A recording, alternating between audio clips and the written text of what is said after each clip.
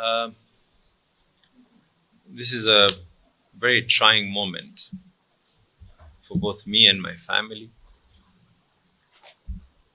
For those of you who know me, and I direct this to the people of Mombasa. I've been in the political field for in excess of a decade. And throughout my life, neither myself nor any of my family members have ever crossed the line of meting any form of violence on anyone. My stand has always been there, and this is known to yourselves, that even when I go out on public platforms, my policy is a policy of never mentioning anyone, never talking vulgar, never doing anything. It's a bit shocking that it is now being deemed for public perception that both myself and my 74-year-old mother would be part and parcel of a heinous act of this magnitude. Like I said, we have never. And for those of you who know me, for those of you who know my family, for those of you who know the kind of politics that I've always preached, we have never, nor will we ever stoop that low. Power is transient. And I want to now give my version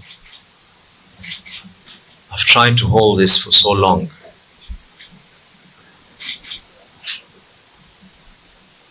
Probably about a couple of weeks before the unfortunate incident that is said to have been done on this young man.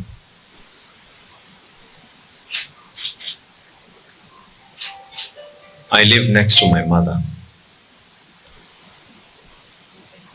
My mother's house was invaded, not once but twice. And every one of those incidences, we reported it. In the invention of my mother's house, nothing else was taken except a laptop and a mobile phone. CCTV footage were provided to the authorities. My family car was approached by armed people. A report that was made. When this unfortunate incident happened, and when there was a video that had started circulating that talked of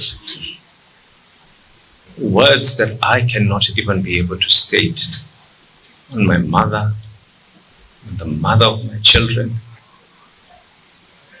the first thing that I did was speak to my family. And we, in unity, agreed we will do whatever we have always been doing. Leave this to the Almighty. It is unfortunate that a sad scenario like this is now being used for political.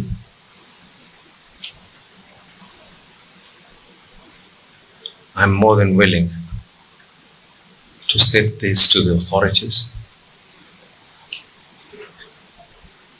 This young man has sent me personally messages in excess of 800 messages from different numbers. I have never responded to any one of those messages.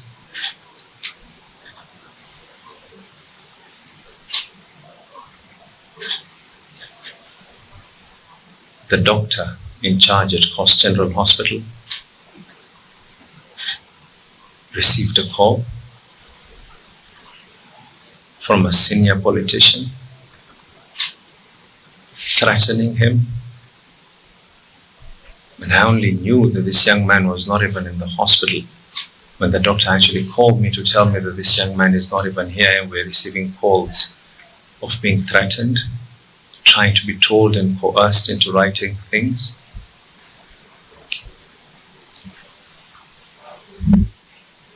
Others are stating that I wish not to be able to go to the DCI.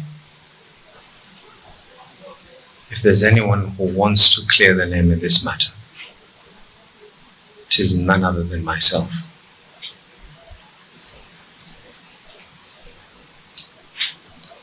The summons were to today. We were requested not to go today anymore.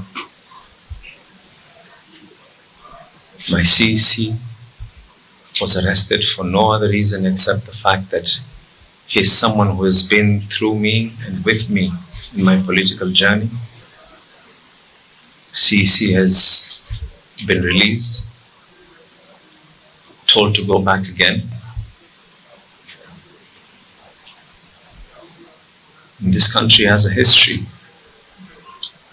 of people being coerced, people being coached to talk about things.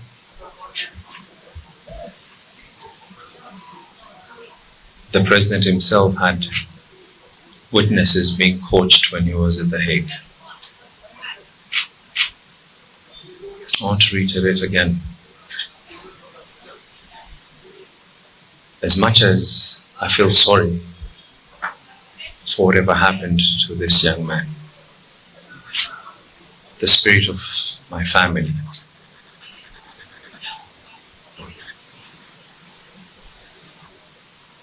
will not only forgive and forget, but we let the Almighty. I'm truly,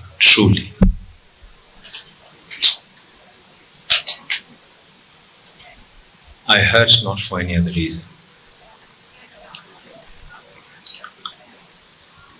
but my mother being dragged, being abused, and then now being accused together with her son, just because she gave birth to me.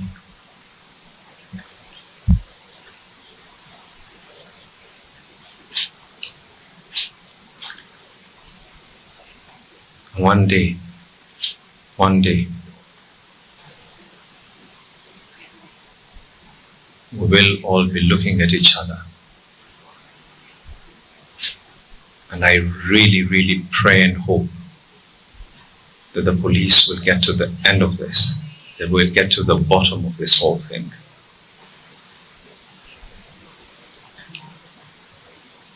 And for those who probably don't know me, probably don't know what my values are, I have passed through worse. I have been abused. People have tried to physically harm me, my family, but we ever maintained our cool. It isn't who we are.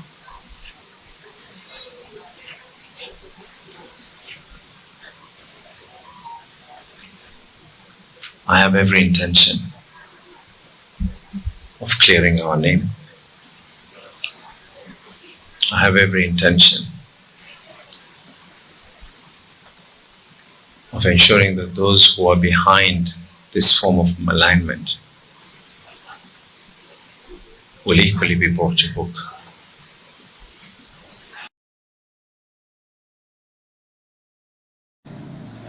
Thank you.